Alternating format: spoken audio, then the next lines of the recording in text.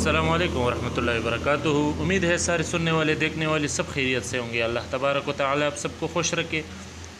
ये जो वीडियो मैं आपके सामने ला रहा हूँ उसमें जो शख्सियत दिखाई दे रहा है मुनाज़िर इस्लाम फ़ख्र अहले सुन्नत हज़रत शेख अब्दुल खालिक फ़ातिह से मुबारक, जो कि शहीद शेख़ुल इस्लाम तर्जुमान सिलसिले सैफ़िया इमामुल मुनाज़िरीन शेख ग़ुलाम हज़रत ग़ुलाम अल हनफ़ी शहीद तक़ब्बलहुल्लाह, उस मुबारक का ये शागिर्द है और शागिर्द ख़ास है। अल्हम्दुलिल्लाह अहले सुन्नत के लिए उनकी बहुत सी क़ुरबानियाँ हैं।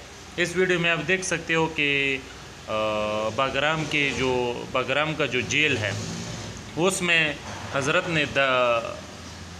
हज़रत दाखिल हुई है और वह जो अंग्रेज़ है, अंग्रेज़ के साथ उनकी बातें हो रहे हैं।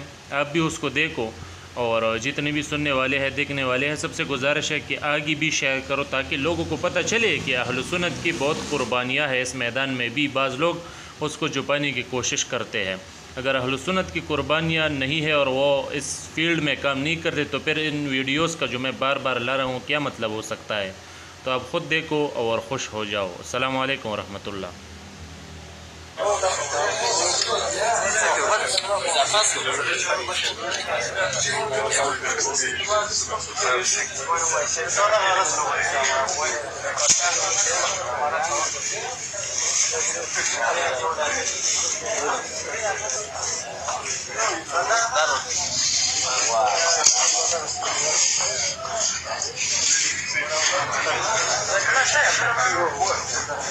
What's the purpose of your visit?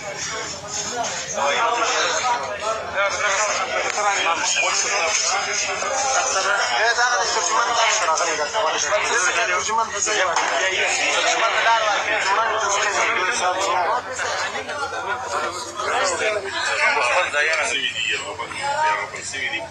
الوطن خدمت کوي ته قرباني ورکړي چې خپل قربانيانو پر ځای باندې برکت ته پاره.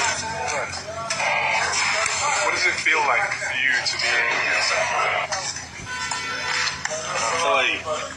What does it feel like for you to see the prison cells where they used to be Taliban fighters?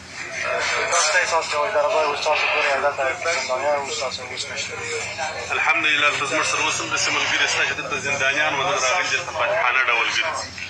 زموږ زندانیان و دلته کلونه تېر کړي دي، نن ته راغلي دي. موږ ډېر د خوشحالۍ احساس کوو، د الله جل کیف شکر ادا کوو.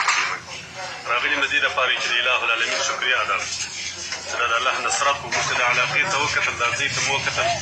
دا ځایونه د دې وړ نه دي. سړي ظاهر زموږ عقل وګورو، زموږ په اسبابو په دې توبکانو د نیولو وړ نه وه چې موږ نیولي وای. دا چې کافر الله مختورې کړي وتښتېدي، دا د الله نصرت و موږ شکریې ته راغلي. ډېر د خوشحالۍ احساس کوو. خوب غوندې وي نو موږ دې ورکوو.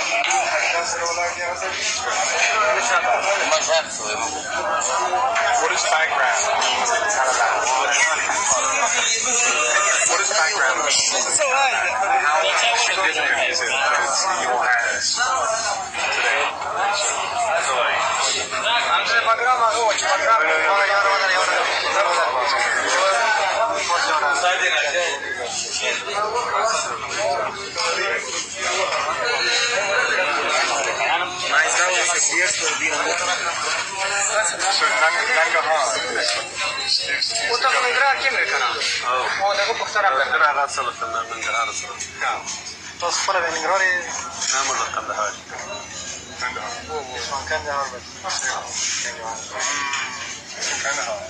I have information. Say, 2 years ago he was in Nangarhar. He have more fighting with Daesh, ISIS.